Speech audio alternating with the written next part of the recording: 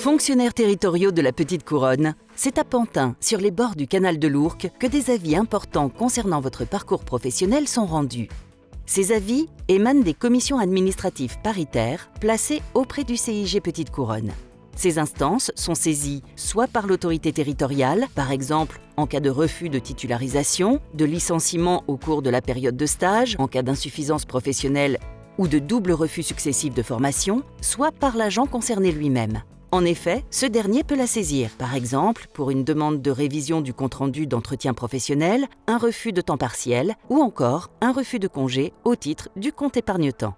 Les avis des CAP sont consultatifs. Pour autant, votre employeur doit obligatoirement les recueillir préalablement pour que sa décision soit légale.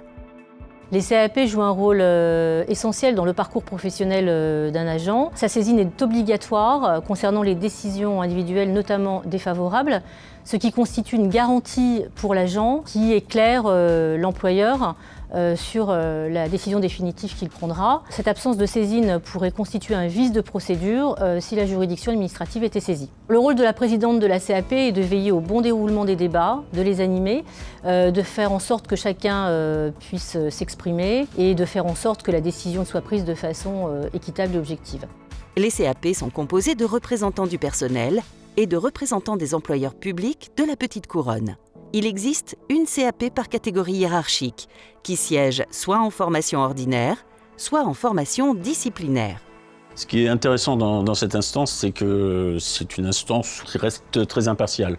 Alors, je ne cache pas qu'il y a sans doute un temps d'observation au moment de la nouvelle investiture, mais très vite, effectivement, on prend nos marques et ce qui est bien, c'est que chacun argumente, qu'on s'écoute avec respect et qu'on développe une certaine estime envers les uns envers les autres.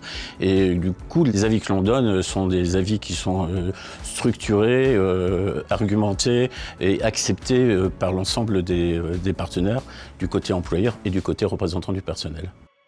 Le CIG assure uniquement le secrétariat des CAP. Il n'intervient pas dans les avis rendus par ces instances totalement indépendantes. Vous pouvez contacter les représentants du personnel qui y siègent.